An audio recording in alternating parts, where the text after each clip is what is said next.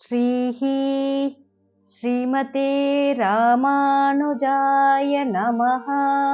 ஸ்ரீமத் வரவரமுனையே நமஹ.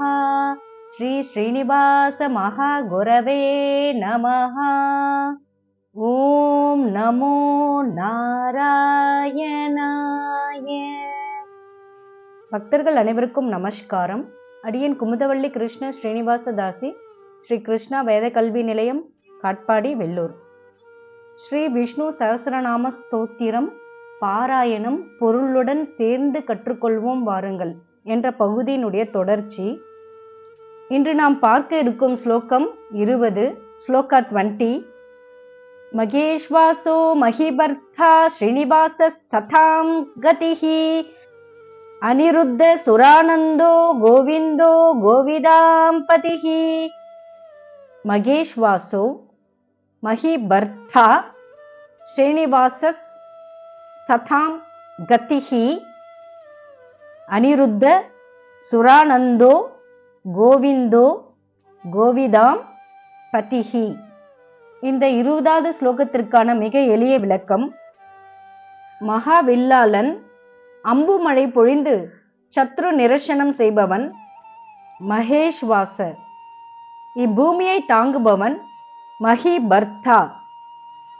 மகாலட்சுமியை தன் திருமார்பில் வைத்துள்ளவன் ஸ்ரீனிவாசர். நல்லோர்களுக்கு புகலிடமாய் இருப்பவன் சதாம் கதிஹி. தன் இச்சையை நிறைவேற்றுவதில் தடங்கலற்றவன் அனிருத்த. நல்லோர்களை ஆபத்திலிருந்து காப்பாற்றுபவன் சுரானந்த. கோவர்தன மலையை கொடையாக பிடித்து தன் பக்த ஜனங்களை காப்பவன், நம் துதிகளை ஏற்று அனுகிரகிப்பவன் கோவிந்த. வேத கோஷத்தால் தன்னை ஆராதிப்பவர்களை காப்பவன் கோவிதாம் பதிஹி. இதுவே இந்த 20வது ஸ்லோகத்திற்கான மிக எளிய விளக்கமாகும். அடுத்து ஒவ்வொரு சொல்லுக்கும் உண்டான மிக நீண்ட விளக்கத்தை தற்போது பார்க்கலாம். முதல் சொல்லான மகேஷ்வாச என்றால் வலிமையான அம்புகளை தொடுப்பவன், மனம் கவரும்படியான அம்புகளை எய்பவன். இதற்கு உதாரணமாக இலங்கைக்கு சென்று 10 தலைகளுடன் கூடிய ராவணனை அழிப்பதற்காக வருணனை கட்டி நிறுத்தி அம்புகள் எய்து பாலம் கட்ட முனைந்த போது இந்த கம்பீரத்தை காணலாம். அதுவே மகேஷ்வாச. இதற்கு இன்னொரு பொருளாக சார்ங்கா எனப்படும் பெரிய வில்லை அணிந்தவர் அல்லது ஏந்தியவர், அவரே மகேஷ்வாசர். அவர் கையில் ஏந்தியுள்ள இந்த வில்லின் பெயர் சார்ங்கம். சார்ங்கத்தை தாங்கி சிறந்த பானங்களை எய்பவர். அவர் ஒரு சிறந்த வில்லாளி. அம்புகளால் சரமழை பொழிபவன், பெரிய வில்லாளி, பெரிய வில்லை உடையவர், சிறந்த பானங்களை எய்பவர். சேது பந்தனம், ராவணவதம் முதலான காரியங்களில் பார்ப்பவர் மனதை கவரும்படி சிறந்த பான பிரயோகம் செய்தவர், அவரே மகேஷ்வாசர். அடுத்த சொல்லான மஹிபர்த்தா என்றால் வராக அவதாரம் செய்து கடலில் மூழ்கின பூமியை தூக்கி எடுத்தவர், பூமியை காப்பவர், ஆதி கூர்ம ரூபியாக பூமியை எப்பொழுதும் எளிதாக தாங்கிக் கொண்டிருப்பவர், பூமி தாயின் கணவர். பர்த்தா என்றால் கணவர் அல்லது ஆதரிப்பவர். இவற்றை புராணத்திலிருந்து நாம் தெரிந்து கொள்ளலாம்.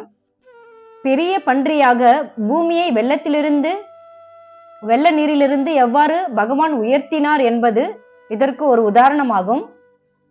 பகவானே தாய் பூமிக்கும், அதாவது பூமி தாய்க்கும் அவளில் உள்ள அனைத்திற்கும் இறைவன் ஆதரவாளர், கணவர் பர்த்தா. இவ்வாறு வராக அவதாரம் செய்து பூமியை தூக்கியவர், ஆதி கூர்ம ரூபியாக எப்பொழுதும் பூமியை தாங்கிக் கொண்டு இருப்பவர், வராகமாய் வந்து புவனமதை தூக்கியவர்.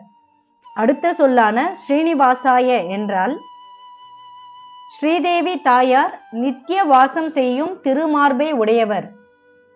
பார்க்கடலிலிருந்து வெளிப்பட்ட திருமகளை தன் திருமார்பில் ஏந்தியவர். ஸ்ரீதேவி யாருடைய மார்பில் வசிக்கிறாரோ அவரே ஸ்ரீனிவாசாய, ஸ்ரீயின் நிரந்தர தங்குமிடம்.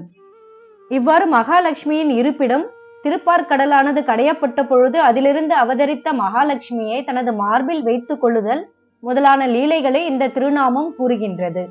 அடுத்த சொல்லான ததாம் கதிஹி என்றால் பக்தியுடன் உள்ளவர்களுக்கு புகலிடமாக உள்ளவன். சர்வேஸ்வரன் சுதந்திரமாக தனது விருப்பப்படி செயல்கள் புரிபவன். ஆயினும் தன்னை சரணமடைந்தவர்களை பொறுத்தவரையில் அவனது செயல்கள் அவர்களுக்கு இன்பத்தை அளிப்பதாகவே அமையும். தன்னை சரணடைந்தவர்களுக்கு இன்பத்தை கொடுப்பவன். நல்லொழுக்கம் உள்ள அனைத்து ஆன்மீக தேடுபவர்களுக்கும் அவரே இறுதி இலக்கு.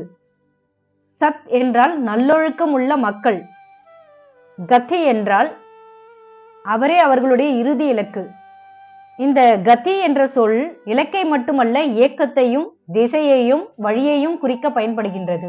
அதாவது நாராயணனே தனது பக்தர்களுக்கான திசை, பாதை, முன்னேற்றம் மற்றும் லட்சியம், இவை அனைத்தும் அவனே. சாத்வீக குணமுள்ளவர்களுக்கு புகலிடமானவர். அனைத்து நல்லொழுக்கம் உள்ள மக்களுக்கும் அவரே குறிக்கோள். இவ்வாறு பக்தர்களான சாதுக்களுக்கு கதியானவர். அடுத்த சொல்லான அனிருத்த என்றால் அடியார்களை காக்கும்போது இடையூறுகளால் தடுக்க முடியாதவர், எவராலும் தடுக்க முடியாதவர். எந்த இடையூறும் இல்லாதவன் அனிருத்த. தனது சிருஷ்டிகளை காப்பதற்காக எல்லையற்ற திவ்யமான செயல்களை எந்த விதமான தடையுமின்றி செய்பவன். இதனை மௌல சம்ஹிதை அபரிமித சேஷ்டோ பகவான் அனிருத்த என்று எடுத்துரைக்கின்றது. அதாவது அனிருத்தனின் செயல்கள் அனைத்தும் அபரிதமானவை என்பதே இதற்கான பொருளாகும். யாராலும் தடுக்கவோ அல்லது எதிர்க்கவோ முடியாதவர். அடுத்த சொல்லான சுரானந்த என்றால் தேவர்களை மகிழ்விப்பவர், அமரர்களை களிப்பூட்டும் பெருமான். ஆபத்து வரும்பொழுது ரட்சிப்பதனாலால் வரும் மகிழ்ச்சியை சொல்லுகிறது சுரானந்த என்னும் சொல்.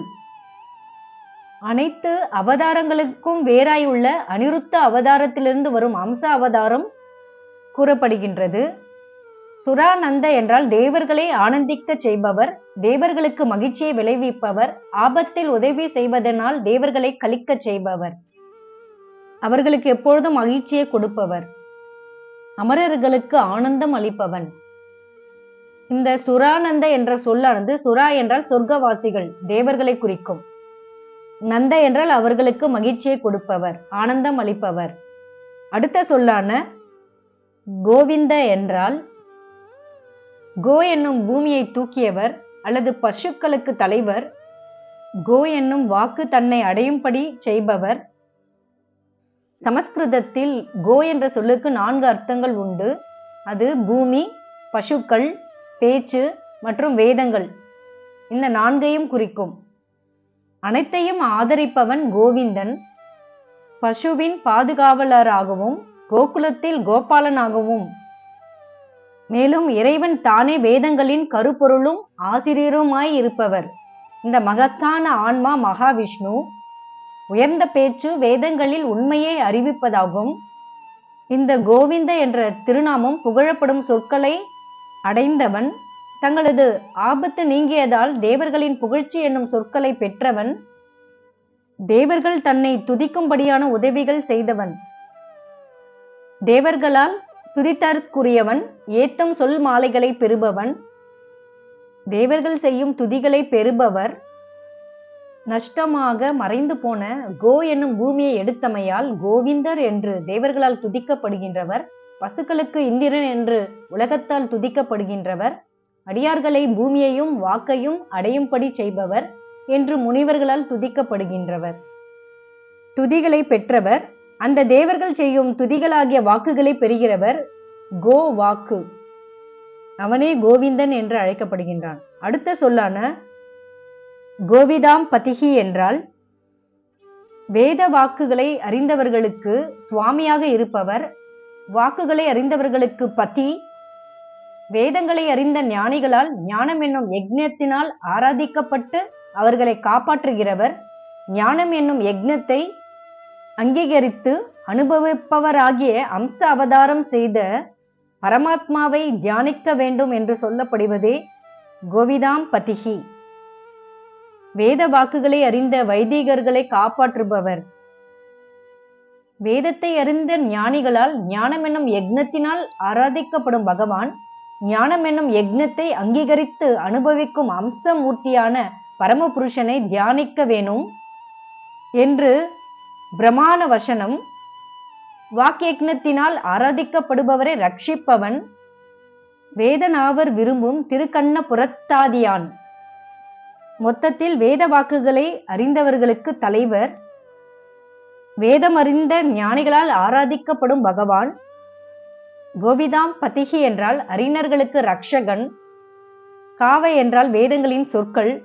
த்விதாம் என்றால் அந்த சொற்களை நன்கு அறிந்தவர்களின் ஞானம் என்ற யக்ஞம் மூலம் ஆராதிக்கப்படுபவன். இதனால் கோவிதாம் பதிகி எனப்படுகின்றான். இதனையே அம்சமூர்த்திம் அத ஆத்ம ஞானம் ஞான யக்ஞ புஜம் ஸ்மரேத், அதாவது தான் செய்கின்ற ஞானம் என்னும் வேள்வியை ஏற்றுக்கொண்டு அதனை அனுபவிப்பவனும் அன்னம் போன்று உருவம் எடுத்தவனும் ஆகிய எம்பெருமானை ஒருவன் தியானிக்க வேண்டும் என்று சொல்வதே இதற்கான பொருளாகும். இங்கு கோ என்பது வேதங்களை குறிக்கிறது. வேதத்தை அறிந்த ஞானிகள் மற்றும் முனிவர்களுக்கு பகவானே சுயம், அவரே எஜமானர், அவரே தலைவர். இதுவே இந்த 20வது ஸ்லோகத்திற்கான மிக நீண்ட விளக்கமாகும்.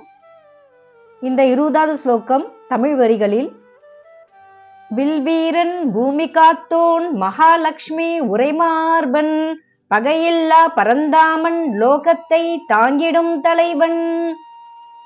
மீண்டும் இந்த ஸ்லோகம்: மகேஷ்வாசோ மகிபர்த்தா ஸ்ரீனிவாச சதாம் கதிஹி அனிருத்த சுரானந்தோ கோவிந்தோ கோவிதாம் பதிஹி. உங்களுக்காக இந்த பதிவை வழங்கியவர் அடியன் குமுதவள்ளி கிருஷ்ண ஸ்ரீனிவாசதாசி, ஸ்ரீ கிருஷ்ணா வேத கல்வி நிலையம், காட்பாடி, வெள்ளூர். இதனுடைய தொடர்ச்சி அடுத்த பகுதியில். நமஸ்காரம். சர்வம் கிருஷ்ணார்ப்பணம்.